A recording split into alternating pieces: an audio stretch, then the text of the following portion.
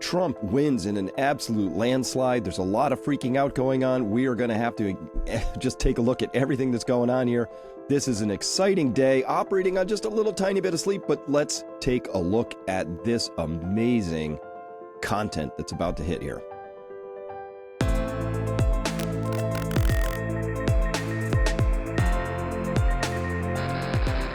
Hello, everyone. I'm Chris Martenson of Peak Prosperity, and this is an amazing moment in time. I got very little sleep last night because, like many of you, just glued to this election, one of the most contentious elections of our times. This is going to be a full scouting report for anybody who's been out there, not a subscriber of Peak Prosperity. This is what a full scouting report looks like, and we got to start with this. Trump wins. I am 100% thrilled about this because I am a free speech absolutist, and of course, the Kamala Biden wrecking crew has done a lot of damage to this country. Open borders, censorship, on and on. There's some very bad things that have happened. So let's talk about what did go on. Even as of, excuse me, just a few minutes ago, obviously Trump wins with more than 270 electoral votes, clocking in with 277, declared the winner. But still, there's a number of states that we do not yet have results for, particularly in the House race down there. This is unacceptable. I think one of the things that's really come to the fore that I hope we can do now as a nation is begin to speak the obvious truth. So I'm going to talk about the obvious truth that these voting machines do not make our elections more efficient, and they certainly don't make them more secure. In fact, they are inefficient, insecure, and we know that because we still don't have results. Put to shame by countries that have in-person, paper ballot, with ID, and observed counters. They usually get the results within hours to minutes. But let's tune in now and hear what Trump himself had to say in his victory speech. Do it in every way. This will forever be remembered as the day the American people regained control of their country. I agree with that. I do. So I just want to say that on behalf of this great group of people, these are hard-working people. These are fantastic people, and we can add a few names like Robert F. Kennedy Jr. He came in. And he's going to help make America healthy again. Good. He's going to be like, people love him. And now he's a great guy, and he really means it. He wants to do some things, and we're going to let him go to it. I just said, but, Bobby, leave the oil to me. We have more liquid gold, oil and gas. We have more liquid gold than any country in the world, more than Saudi Arabia. We have more than Russia. Bobby, stay away from the liquid gold. Other than that, go have a good time, Bobby. We're going to be paying down debt. We're going to be reducing taxes. We can do things that nobody else can do. Nobody else is going to be able to do it. China doesn't have what we have. Nobody has what we have. But we have the greatest people also. Maybe that's the most important thing. This campaign has been so historic in so many ways. We've built the biggest, the broadest, the most unified coalition. They've never seen anything like it in all of American history. They've never seen it. Young and old, men and women, rural and urban. And we had... Now, what's true is this was actually a mandate of sorts has arisen from this. There were people coming from all different stripes. Look, I'm one of them. There are a lot of people out there who were sick and tired of the gaslighting and the lies and the constant inability to even hew to truth. One of the greatest things that I think Trump has brought forward, and this is something that Tucker Carlson noted in one of his speeches when he said it, I was like, that's right, that's what it is. We're allowed to speak the truth again. We're allowed to call a warmonger a warmonger. We're allowed to say if something is completely patently false, and the keepers of the narrative no longer have the upper hand on this thing, and they've been horrible with it. The one thing COVID taught me was that the experts in our system, our so-called experts, cannot be trusted to do their jobs with competence, grace, humility, or, dare I even say, a lack of criminality in many cases. So Markets immediately reacted. Look at these numbers I just pulled off just before I went into recording. The Dow up 1,300 points. Are you crazy? Okay, so the markets love Trump, but not McDonald's. I love the fact that McDonald's is almost like this lone holdout there, falling while everything else is skyrocketing in green. Why is that? Well, that's because of Make America Healthy again. Maybe McDonald's is going to have to up its game in terms of what it offers people. Notice Tesla. I get Tesla. Tesla's up, 12.6% there. I get that. I don't understand in that bottom lower left area, right, your left area down there. JP Morgan up 10%.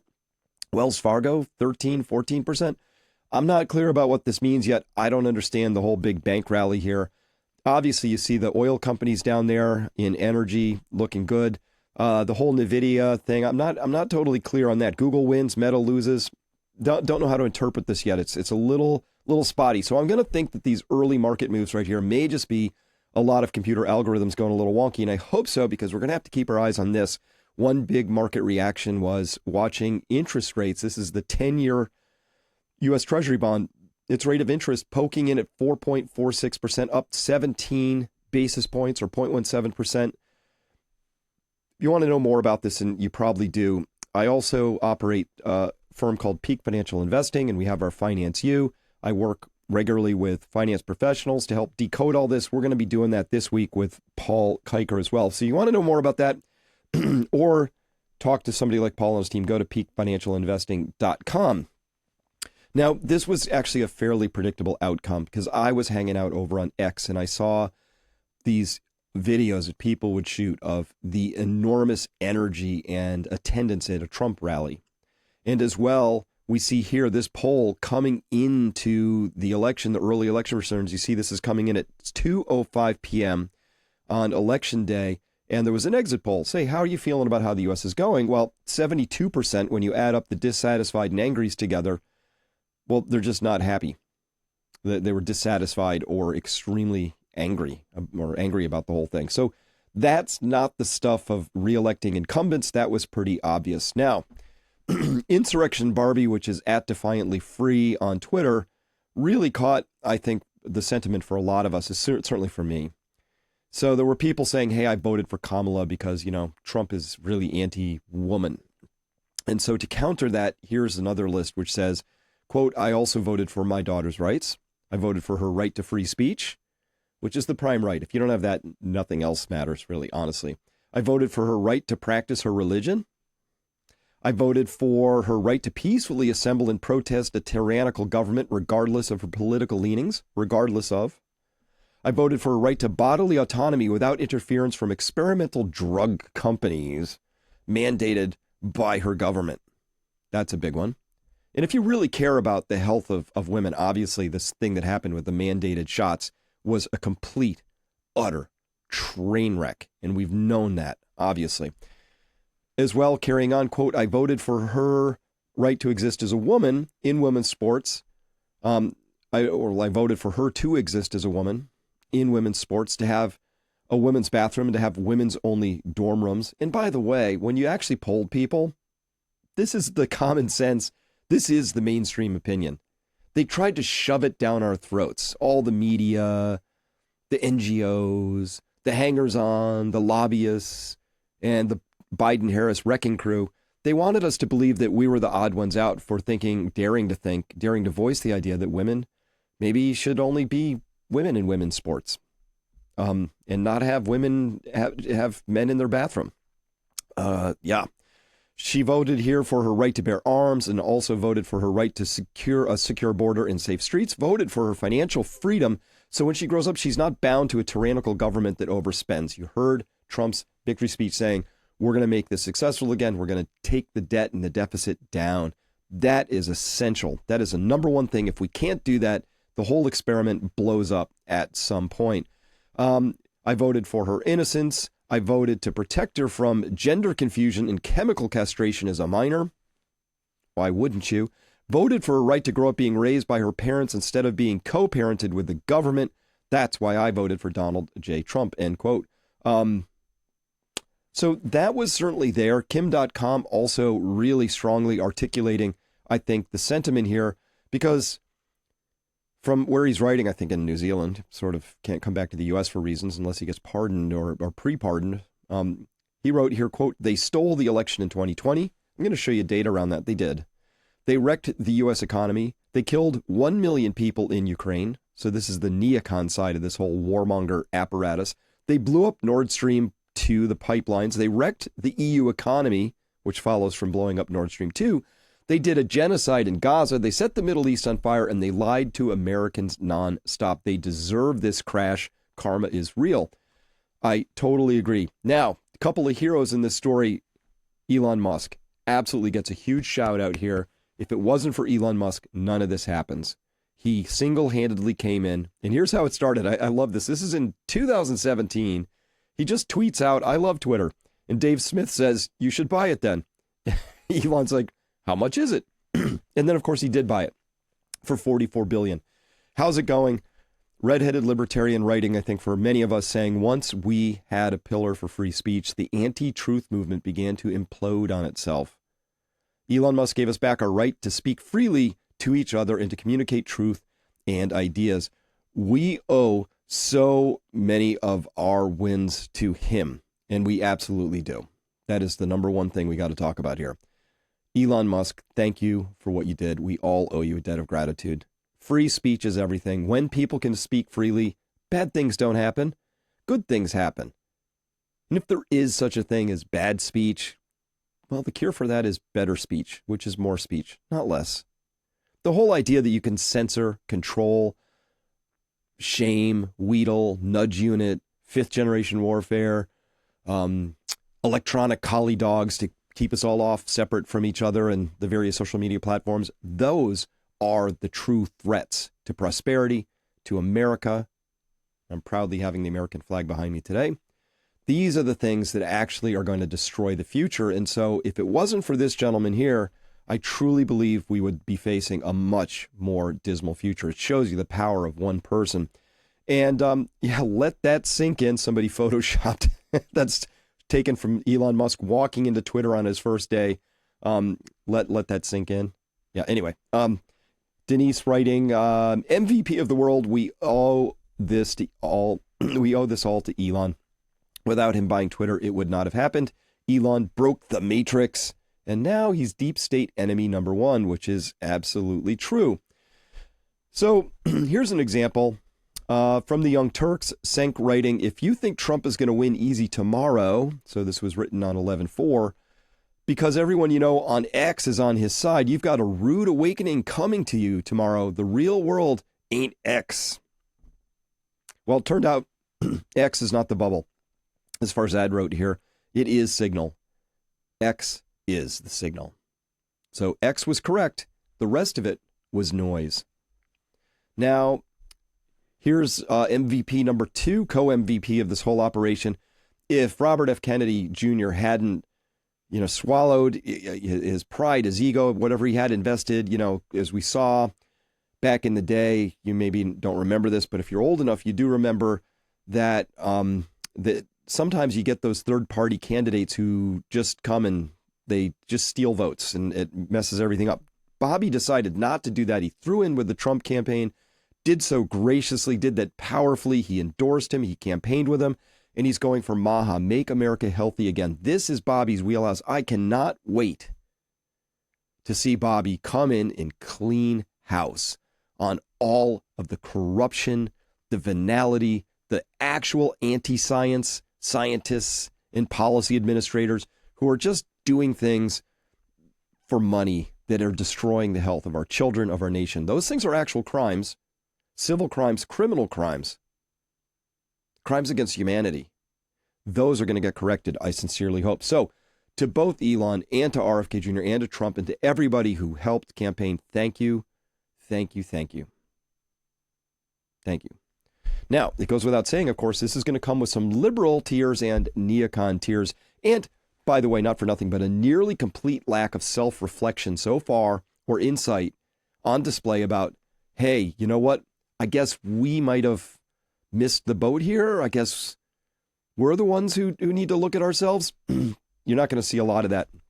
I'll let you read what that is saying there for yourself, because I don't want to get this censored out here in the world of social media, but you can easily chase down that particular display. And how about this one from Michelle Baker writing here, 11/6 at 3:05 in the morning. By the way, I woke up at 3, and I'll show you when we look at the 2020 election results. 2020, I'm speaking accurately, why I woke up at 3. And you'll understand this if you've looked at it already. You know what I'm talking about, but the rest of you will show you what I mean. She said here, quote, Michelle says, Harris must demand a recount. She must not concede to a rigged election. Trump made it clear he was going to steal it. He already tried to steal another election. How can anyone believe he is ahead is crazy? And he and the GOP are Russian-owned fascists.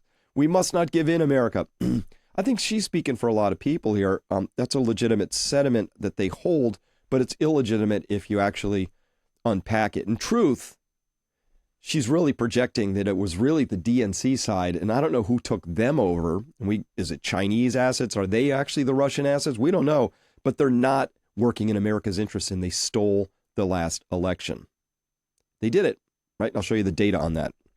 Now, already you can feel, the first Trump presidency was hamstrung from the get-go with a bogus Russia hoax, with all kinds of lawfare and various departments tripping them up. So I'm hoping this time Trump understands what he's up against. He brings in that dream team he's got, right? Kamala Harris is out. And so we're going to have Trump and Elon Musk and RFK Jr. And we'll have Tulsi Gabbard and Elon Musk, all that, get those people in. And I think we have a shot at actually getting a well-functioning government again. It's just really gone off the rails.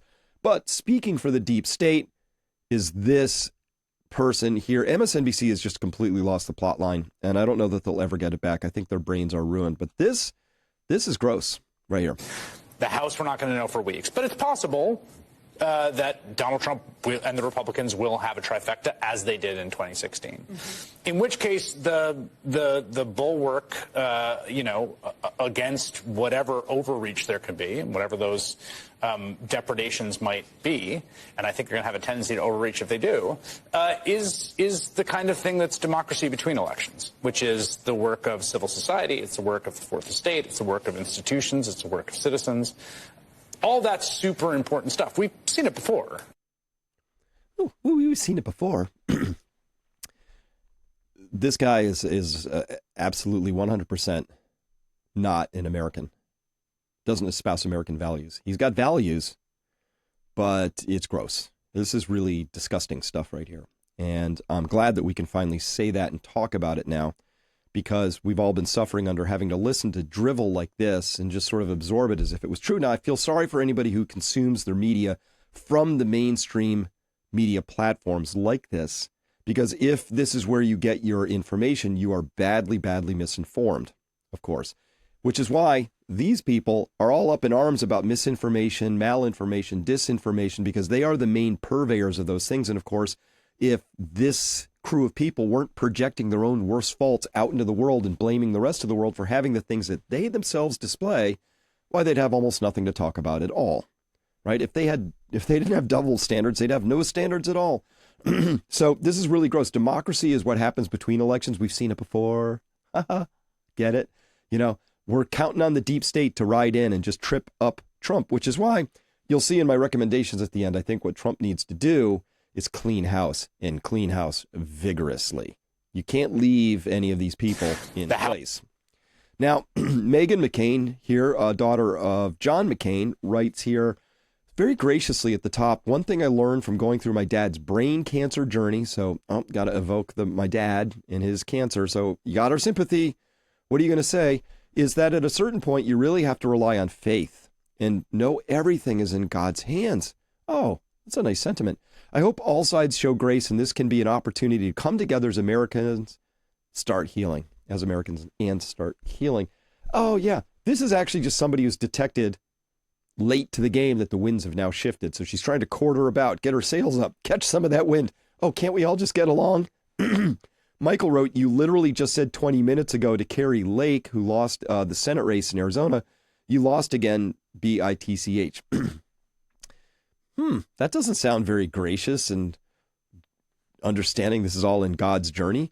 Peto Johnson writing, you can't get out of your own way. Call Carrie Lake a bitch and then want peace. You're so skewed trying to protect your dad's legacy that it leads you down paths of vitriol. Try sitting the next 4 out. Grifters like you in their 15 minutes are up. Thank you both, Michael and Peto. You're speaking for me here. Absolutely. This is gross. This is a disgrace. This is just absolutely disgusting. Megan is one of those swamp creatures, just sort of never did an honest day's work in her life, just grifting and grabbing onto any sort of like fleeting fame or trying to figure out where the winds are, because she's just trying to skate in where the in the public eye to feast on public money. That's how I see it. All right. My personal favorite meltdown so far is probably got to be this one right here. I can't believe Trump's actually going to win this fucking thing. Oh, Jesus Christ. I'm so pissed off.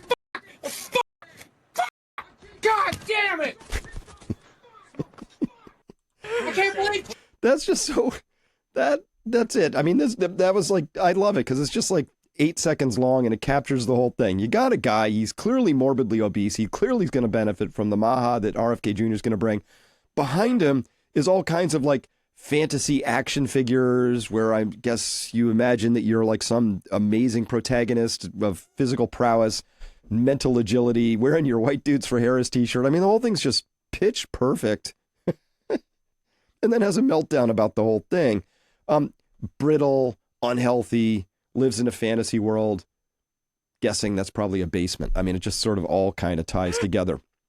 But if you do see this, like there's Ultra Majesty is there's at that link down there. There's a collection of people, mostly females, but a dude up there too. Although he's got a little beta vibe coming off there, but it just never would have occurred to me in my generation to point a camera at me and bawl into it and then post it so the whole world could see this. Oh, look at me. Look at me. The narcissist generation is out and melting down. And I'm not sure they're really well equipped to really deal with this stuff. I mean, there was some serious meltdowns going on. That's part of it. And of course, I guess maybe they're just reflecting what comes from the top, because we do have an ungracious loser here.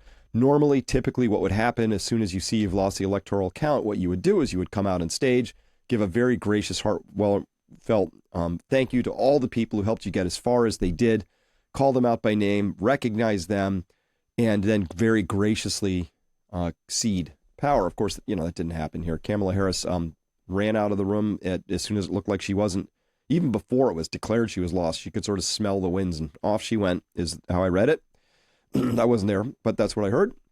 And then she just stayed silent and didn't say anything. So it was left to, you remember, Stephen Miller got it right.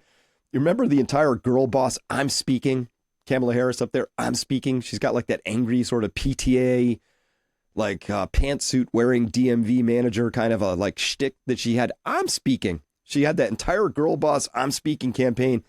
Sends a man out to speak for her on election night. Perfection, 10 out of 10. Are you tired of feeling run down, maybe low energy?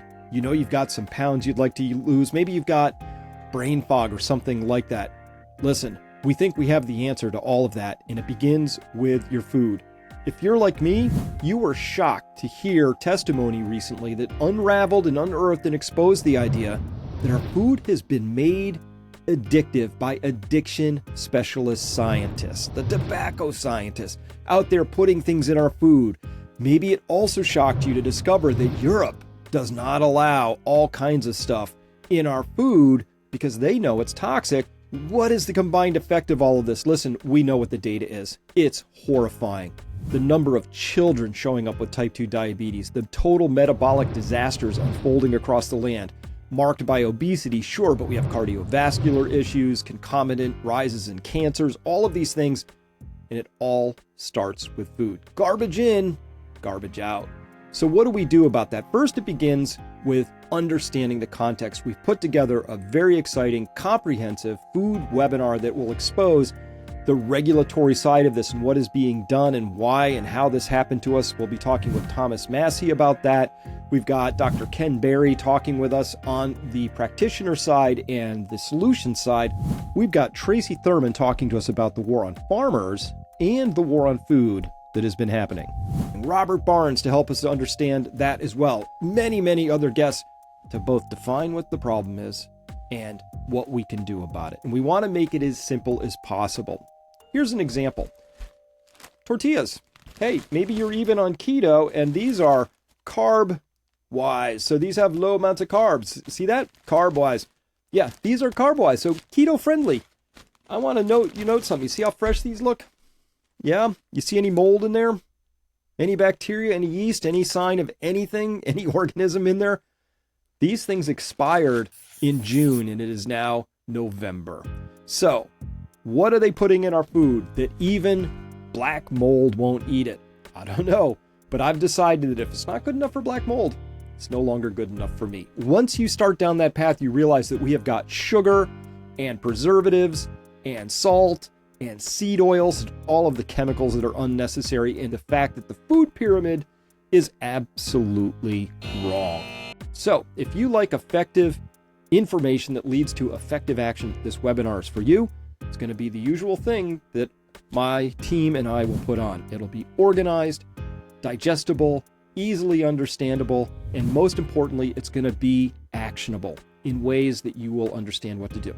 And I've designed it so that you would easily be able to send this to anybody that you love or care about, say, can we talk about this, and have it as a starting point for conversation. But what we really want, we want you to be healthy. Because, well, who doesn't want to be healthy? Health is the number one form of personal capital you can have, of course. But given everything that's going on in the world, being healthy and vigorous and active are going to be dominant strategies and things you're really going to want to be carrying in. So, folks, it's time to get prepared on all levels. It begins here. It starts at home. It begins with our eating. And let's just make sure that we're not eating stuff that even black mold won't touch. With that, thank you very much for listening, and we'll get back to our regular programming now. Bye-bye. The biggest losers in this whole thing, of course, are going to be those in the mainstream media. As you know, I have a hate-hate relationship going on with mainstream media. I think they failed us. I think they failed themselves.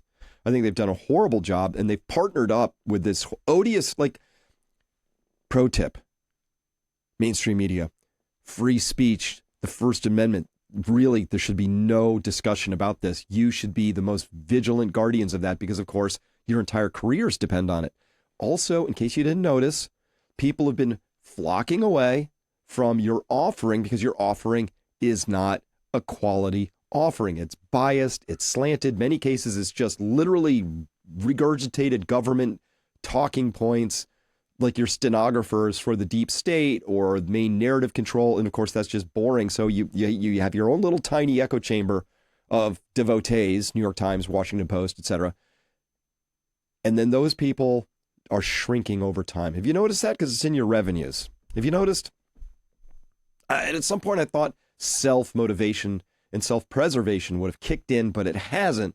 So that's why I'm going to score these people in the media the biggest losers. And of course, I just got fact-checked or gate-checked by the Washington Post recently. It's happened to all of us. I've been through absolute ringers of censorship, shadow banning, all of that. Just trying to get the truth out there and use my God-given abilities and right to speak freely about things I see. I don't have to get everything right. I'm going to correct what I do get wrong. But these people, they will hold your feet to the fire. So this is something we've known from my side, right? The truth side.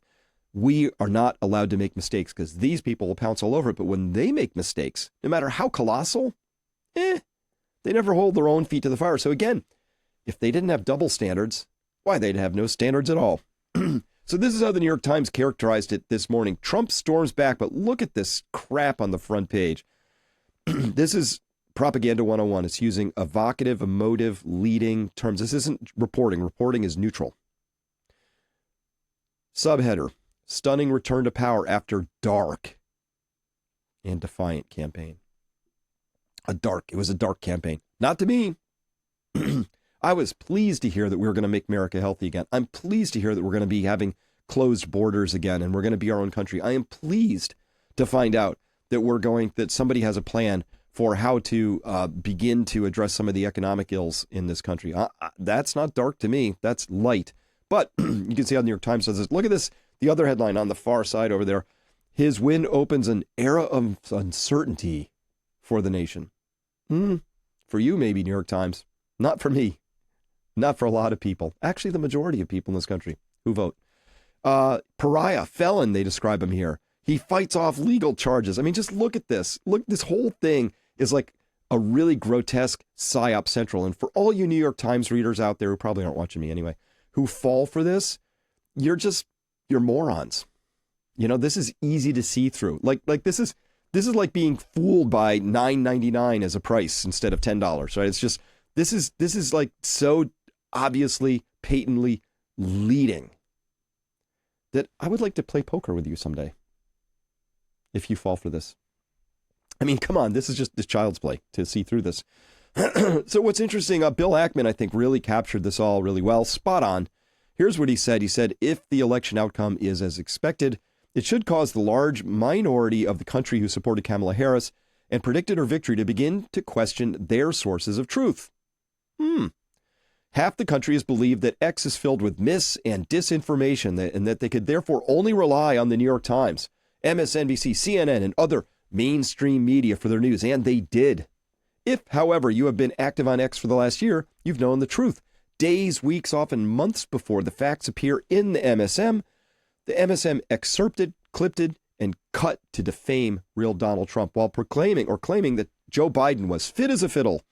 Then when Biden's polls collapsed, Kamala Harris was anointed the candidate and her hagiography was written with glowing acclaim from the press. But this could not hold as she ducked the media and held fast to the teleprompter.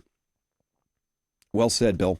Carrying on, he wrote, citizen journalists with their phone cameras in hand captured the real Kamala, forcing her to defend her record and her plans in more media appearances. It did not go well, and the public demanded to learn more, so Kamala Harris had to risk more unscripted media. Oh no, I actually have to talk like with stuff in my head from what I know, as if I'm competent? Horrors. It was a horror, actually. Carrying on. The doom loop was underway with perhaps 60 Minutes as one of the most dramatic examples where, they edited that thing in. Even after CBS tried to save her, most glaringly by excerpting one answer to replace a word salad response to another, but the citizen journalists on X quickly caught and outed this fraud and demanded a transcript. As many who supported Kamala began to realize that they have been misled, they became open to Trump as an alternative. But they didn't want to rely on the media to understand it because they did not want to be misled again. Truth. They wanted to hear the candidate in his own words, and that is where Lex Friedman and Joe Rogan, long-form podcasts, came to the rescue. When Kamala was offered the same opportunities to explain herself, she rejected them, and the voting public could only draw negative inference. When the story of this election is written, I expect it will be as much about how half of America woke up to the reality that they have been manipulated by the media. It's true. This should lead to an abandonment by many of the MSM as their primary source of information. It will push more people to X, to podcasts, and other empirical sources. It will lead to a more informed public, which is a good thing. The other outcome I hope happens is the implosion of the Democratic Party. The party lied to the American people about the cognitive health and fitness of the president. The president! It prevented, threatened, litigated, and otherwise eliminated the ability of other candidates for the primary to compete. They got on ballots, even to participate in debate. The party and the administration used lawfare in an attempt to imprison, bankrupt, otherwise kill off Trump as a candidate, and I should mention about 400 other Trump supporters, plus the J6 people. These acts are collectively grave threats to our democracy. They are, in fact, I think they're not just grave threats. They're actual insults, they're crimes against our democracy, against our country. They were crimes. They were. So, with the highest irony in order to hide these acts, the party accused the opposition candidate of being the grave threat to democracy. Oh, it's you. It's not me. It's you. We have to save our democracy. Possessive. Our. Not yours. Not ours. Our. That's how they did it. The Democratic Party proved itself to be fundamentally undemocratic. It needs a complete reboot. The leadership needs to be thrown out, and those responsible should apologize to the American people. But, of course, they probably won't. Because, what we're dealing with here are narcissists. That sort of me focus. One thing about a narcissist is that they live deep down in sort of an abject fear of being discovered. They have deep black hole in the center. So they need constant validation from the outside. I mean, constant validation. And they need the ability to control what happens out there, and they can't risk being exposed. It's just full-blown imposter syndrome. And the one thing imposters can't stand is to be revealed. They won't get to that dark night of the soul and go, Hans, am I the baddie? Right? Are we the baddies? They probably won't get there. So we're going to see some awful stuff. This ain't over, folks. It's not over. The first battle's been won, but the war has not been won. There's a lot of time between here and Trump being inaugurated. There's a lot of time between here and Trump being able to appoint a cabinet of people who can actually effectively fight the democracy between the elections, right? There's a lot of territory yet to be done, and in many respects, the battle is just beginning. When I was speaking at the Rescue the Republic rally in the Washington Mall about a month ago, I told people that I didn't start this fight. Together, we're going to finish this because it has to be done. All right. Remember, how about this where, this boxer, the Algerian boxer in the Olympics. This is the AP, NPR, USA Today, NBC News, The Nation, all of them coming together. They're just like, they're trying to force us into an unnatural position of believing this junk, that it's okay for a man to box a woman. It's just not. And of course, now we know that it's been confirmed that this dude is a dude. XY chromosomes, male testosterone levels, testicles, and a micropenis. Say that again. Micropenis. Sorry he's so angry about that he has to get into a ring and beat up women, but it's just so everything. I hate the hypocrisy. I hate that we were supposed to pretend that, I saw a lot of people say, I can't vote for Trump, or I have to defend my daughter because Trump is just not going to defend women. Like, can we be clear about this? It wasn't Trump that was trying to force you into accepting that this was okay. It was these people. It was the media, and it was the wrecking crew at Biden-Harris. These people. That's who did it. They're trying to pretend like this is okay, but it's not okay, and it's deeply unpopular. And the polls just proved that unpopular isn't popular. Who knew? These people didn't know. That's how far off the rails they got. This is a derangement syndrome. It's really bad. Imagine saying you stand for women's rights while letting men dominate women's sports and nominating men, true story, for Woman of the Year. Crazy. And this is the kind of delusion we saw. This was written on October 30th, or at least posted on October 30th by Timothy O'Brien at Bloomberg. He's one of their senior editors. Trump has no regrets about garden bile, even if it sinks him. Reveling in bigotry and hostility wasn't an act. So this is the kind of stuff they would say these things, but they would never actually provide a quote. They would say, see this quote? See these words by Trump? These right here are display how he's reveling in bigotry and hostility. They just say it as if it's just true. And of course, if you're a Trump follower, you're like, what are you talking about? And if you're not a Trump follower, but you've been programmed with your Trump derangement syndrome to just hate him, you absorb that. You're like, yeah, it's true. Everybody knows his bigotry and hostility is just reveling, and it wasn't an act, and the former president isn't sorry. This is just unhinged, folks. This is literally unhinged. He wrote here, quote, after all, the torrent of bigotry, hostility, upheaval, misogyny, lunacy, frat boy antics, propaganda, dread, and racism that flowed out of the gathering have been Trump's animating themes ever since he vaulted onto the political stage more than 9 years ago. Anyone watching the bonfire in the garden got a visceral understanding of Trump's worldview. So, mission accomplished. So, not just throwing Trump under the bus, but anybody who attended. You're all bad people. Lunacy, misogyny, hostility, upheaval, bigotry. You want to know what actually pisses this guy off? I think I know. It's this. This is from deeper down in the article, and he says, I like to think that most people would be horrified by the prospect of being publicly savaged for fomenting racism and chaos, and for hosting a garden lineup that included shock jock Tucker Carlson, wrapping Kamala Harris in a shroud of plantation bigotry, in a C-list comedian quipping that Puerto Rico is a floating island of garbage. Trump rolls on without regret, however. That's what pisses him off. Because for phonies, you spend your whole life saying and doing the right things to the right people in the right order so that they never accuse you of something that you would be horrified by. Trump says what he believes to be true. You can agree with it or not, but he's not sorry for it, and you can't shame him into being sorry for it. And that is the critical sin for a guy like Timothy O'Brien, who obviously fashions his whole life around being a phony. And for a phony, the whole idea that somebody could actually just be authentically themselves, Tucker's authentically himself, Trump's authentically himself. In fact, I would dare say everybody that Trump surrounded himself with, Elon Musk, Tulsi Gabbard, RFK, they are also authentically themselves. That's the sin to these people. They're like, how can you be yourself and people still like you? You have to be a phony. Like me. Meet Timothy O'Brien, the phony.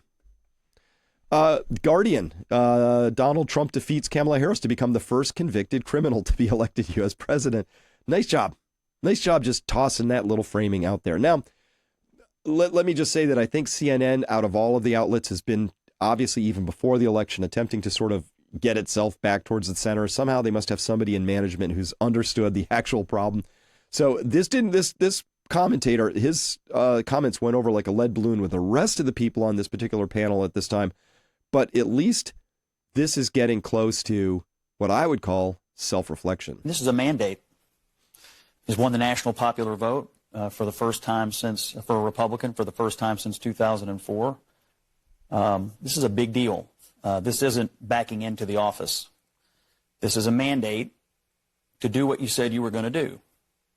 Get the economy working again for regular working class Americans, fix immigration, try to get crime under control, try to reduce the chaos in the world. This is a mandate from the American people to do that. I think I'm interpreting the results tonight as the revenge of just the regular old working class American, the anonymous American who has been crushed, insulted, condescended to.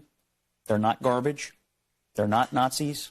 They're just regular people who get up and go to work every day and are trying to make a better life for their kids, and they feel like they have been told to just shut up when they have complained about the things that are hurting them in their own lives. I also feel like this election, as we sit here and pour over this tonight, is something of an indictment of the political information complex. I mean, we've been sitting around here for the last couple of weeks, and the story that was portrayed was not true. I mean, we were told Puerto Rico was going to change the election. Liz Cheney, Nikki Haley voters, women lying to their husbands. Before that, it was Tim Walz and the camo hats. Night after night after night, we were told all these things and gimmicks were going to somehow push Harris over the line, and we were just ignoring the fundamentals. Inflation, people feeling like that they were barely able to tread water at best. That was the fundamentals of the election. And so I think that both parties should always look at the results of an election and figure out what went right and what went wrong. But I think for all of us who cover elections and talk about elections and do this on a day-to-day basis, we have to figure out how to understand, talk to, and listen to the half of the country that rose up tonight and said, we've had enough. Of course, that would be a reasonable thing to do and would be an appropriate thing to do. However, not clear that that's actually going to happen because that takes real honest self-introspection, which is like, look, we got it wrong. We missed out on this whole thing. We've been in our own echo chamber. We've been repeating the same things to each other often enough that we believe them to be true, but it turns out that they're not true. I feel like what we're looking at here is the equivalent of, say, the San Francisco City Council going, look, we raised the shoplifting limit to $950, and now there's more shoplifting and stores are leaving. Maybe we ought to look at that.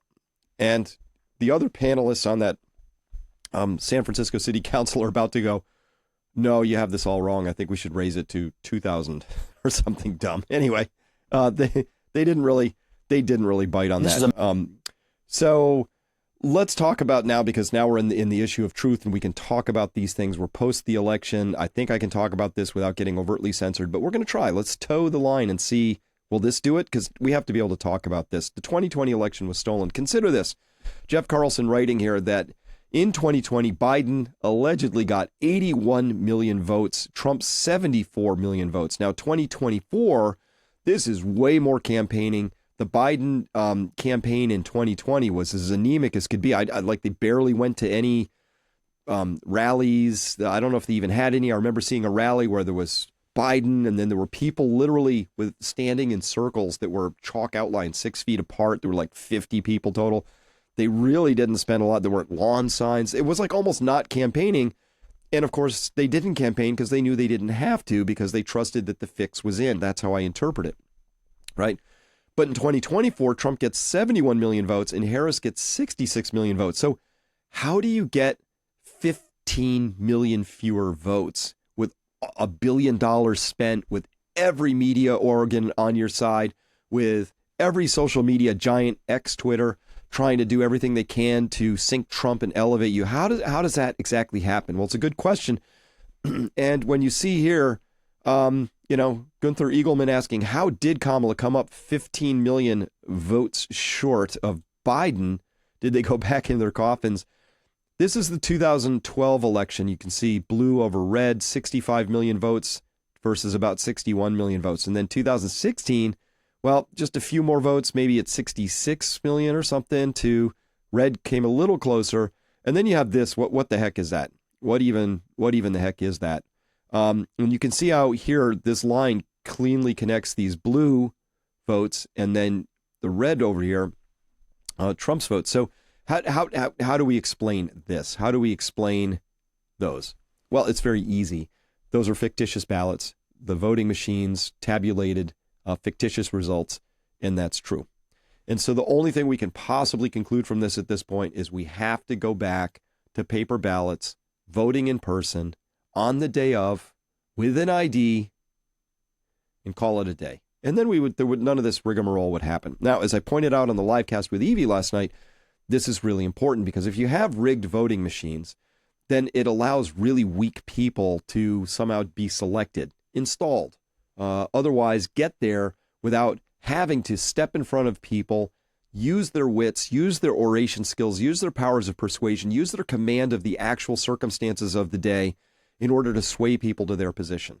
If you have to go through that trial by fire, you will then find that you find stronger candidates, people who are capable not only of persuading on the campaign trail, but then persuading legislatively when they're in power. If you just rig the system, you get really weak people. You get people who have dementia. You have people who can't complete sentences. Kamala Harris's IQ, or ability to at least cogently speak, suggested an IQ well below average. That's just how it comes across. And this is what it looked like. And this is why I woke up at 3 o'clock this morning, because I had to check, because this is what happened in 2020. You can see here blue is trailing red the whole way. And now the thing, it's just, this is the law of large numbers. It's flattened out. And then some mysterious counting happened at 2:30 in the morning, and you had this big hike, and then totally not suspiciously, it didn't advance anymore, because of course the fix was in.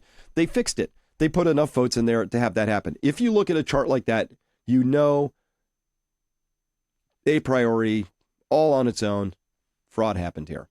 Guaranteed. This is not how the world works. Like, we all knew that, but I guess now we can talk about it. Is there dawning awareness? Reddit Dems are having a meltdown, but at least here, Damaged Phantom 83 from Ohio asking, damn, y'all, maybe we really did steal the election in 2020. Did we? Are we the baddies?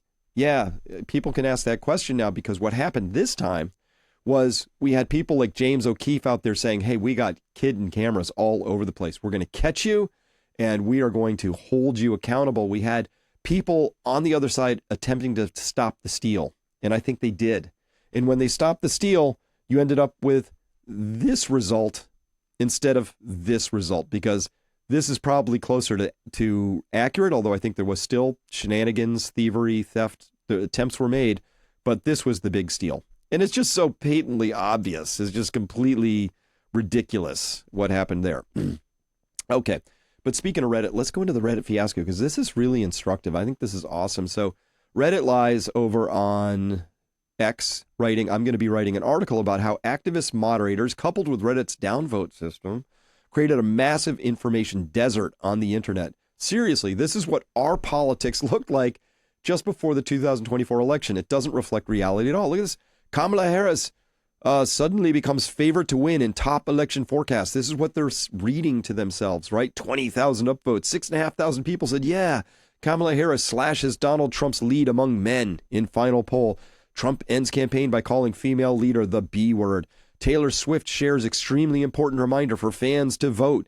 Waltz says women will send loud message to Trump on election day. So they're reading this. All these people in Our Politics. And by the way, Our Politics, r/politics, that subreddit ought to be politics is non-denominational. Should be both parties. It's not. It's clearly heavily slanted and leaning one direction. In fact, it's a bot-filled echo chamber. The way I think about it now, Reddit is a sea of Autobots, it's sock puppet accounts, all echo chambering the dominant corporate government narratives. That's what it is. So in this case, it's just, okay, you had the wrong impression about what's going to happen in an election. But really tragically, as I write down below, the COVID treatment, pro-vax wastelands of Reddit harmed a lot of lives, killed many. I see people over on Reddit. I can't wade in and sort of type something because I'll be banned instantly. If I say something like, I see people saying things like, I don't understand. I've had all my boosters and I'm on my 5th case of COVID and they're getting worse and worse, right? And I would want to wade in and talk about the IgG4, class switching, that their immune systems are getting ruined, that they really should stop taking these vaccines because obviously they're not working. In fact, they're counterproductive. Here's the data. And worse, we can see that vaccines are associated with higher incidences of early death, excess deaths within a population, diseases, cancers, neurological issues, things like that. They're really quite a tragedy. But Reddit turned into a place which was basically just a pharma controlled environment of only allowed to run pro-pharma narratives in there. And man, the sea of ignorance they had there was astonishing. This was just a constant sea of people reinforcing amongst each other within their echo chamber that everything is going their way. So this was just what we saw. And somewhere a manager's having a very bad day. Yeah, that lady there. So, all right. So, so let me just talk about one more thing here, and then we'll close up. So Mary Taylor Bowden writing, this is Professor Peter Hotez, and this Dorit Rice person that she's quoting down here. Tough times ahead for the medical mafia. I hope so. We hope so. Peter Hotez writes, many will endure hardships. For me and committed colleagues, it means the struggle to defend science and counter anti-science forces becomes more complicated and daunting. This time we'll need better support from the societies and college presidents and elected leaders who care. Tough times. And of course, he's turned off all of his, you can't comment or like or anything like that if you're not if he hasn't allowed it. Peter Hotez, of course, was one of the chief spreaders of bad, really terrible, awful, no good, murderous, at least homicidal pro-vaccine narratives around the EUA medical treatment that we're learning more and more about. Obviously, I've continued to do some coverage on that with the interview I did with Kevin McKiernan talking about how, there's this DNA stuff that's in the vaccines that comes along for the ride. And worse, that DNA is actually encapsulated in a lipid nanoparticle that then fuses and dumps those payloads straight into cells, which normally have very good mechanisms for keeping foreign DNA out, as you might imagine. And then all sorts of mischief happens. And in some unfortunate subset of people, that mischief is very bad. Peter should know that. He is the anti-science person here. And of course, he's moaning and very, very upset that his reign of error is over. And he should be. And he shouldn't have had a career in the first place because he is just a horrifyingly bad scientist. Dorit Rice writing, RFK Jr. is now an extinction level threat to federal public health programs. Science-based health policy. Dorit, how about you mean those public health programs that have led the United States to have the lowest mean life expectancy of any developed nation? The highest incidence of metabolic disorders and obesity, the highest incidences of autism in our children, the highest incidences of diabetes type 1 and 2? You mean those public health policies? Oh no, whatever will we do without more of that? So what's the path forward? Here's the path forward. Here's what I hope happens. Let me wrap this up immediately. We have to eliminate all electronic voting machines. Full stop. In person, paper ballot, day of, ID only. Very limited exceptions, such as maybe for overseas military. But that's it. None of this just order up a ballot and mail it in kind of junk. Not without a really comprehensive audit system where any particular ballot is immediately identifiable within the system at the moment of creation, tracked through the postal system, tracked back at its landing spot in the ballot area, and when it's opened and then counted. You should be able to verifiably audit that front to back. We have to end medical tyranny by placing RFK Jr. at the head of HHS. We got to replace every single top-level position at the FDA, at the CDC, NIH, NIAID, all of them. Like director, assistant to the assistant director, whatever. All those people at the top, they have failed. They had their chance. Even if there were good people there waiting for a better time because they wanted to speak up. Hey, you had your chance. You didn't speak up when you could have. That's on you. So sorry. Out you go. And they should just clean sweep. Clean sweep. Let's start over. Hey, let's do the same for the FBI, the CIA, CISA, the DHS, all of them. They have failed the country comprehensively. They turned the weapons of their administrative state against their own citizens. This is completely 100% unacceptable, and we should start with a clean slate. So wipe them out, and I'm so sorry. Did you spend 20 years trying to get to a pension level, but instead you chose to administrate lawfare and censorship and spying against your own citizens? Sorry, that's not really something that the citizens feel like we owe you any sort of a pension for. Bye-bye. Off you go. Initiate civil and criminal proceedings, criminal against all who violated the oaths of their offices. People who come to mind for me on that would be Anthony Fauci, Rochelle Walensky, Mayorkas. These are people who violated their oaths of their offices, and they committed crimes against this nation. I'm confident of it because I've seen them firsthand. Remember, I went with Michael Yon and Brett Weinstein into the jungle and Ann Vandersteel into the jungles of Panama to see this human migration thing. That's Mayorkas. That's his doing. Nasty guy. Nasty piece of work. And let's strip any partisan news organizations immediately of their public airwave licenses. That's public airwaves. That's my light. If you want to use those, you have to use them responsibly. Those should be reflective of the public. News is news. Everything else is editorializing or propaganda. My public airwaves should not be used for propaganda. And I'm talking about you, National Propaganda Radio. Out. You don't get to use those airwaves anymore. Sorry. You violated the most basic precept of what you were supposed to be doing in that role. And initiate vigorous lawsuits against any of these organizations that participated in violating First Amendment rights. And how did they do that? By partnering with government agencies to stifle citizen speech. If you did that, you don't get to sort of go, oh, but the government's asked me to. You know, it's not a defense. Sorry. You should have been grown-ups and should have understood that you were being asked to do something that is fundamentally at odds with the supreme law of the land. It's not that hard. You could read the First Amendment. You could probably understand it. It's really not hard. Congress shall make no law abridging the right to free speech. Well, it wasn't really a law. It was more of a rule that CISA gave me that wouldn't it be good if these vaccine hesitancy promoting tweets and posts went away or were subdued or given limited reach, right? Nope, that's a violation. And if that happened, vigorous lawsuits by the DOJ. And immediately, we have to begin something that I haven't heard anybody talk about, not Trump. We have to begin a crash course of building nuclear plants to build out the supply of energy we need to be prosperous in the future. We're going to need these things.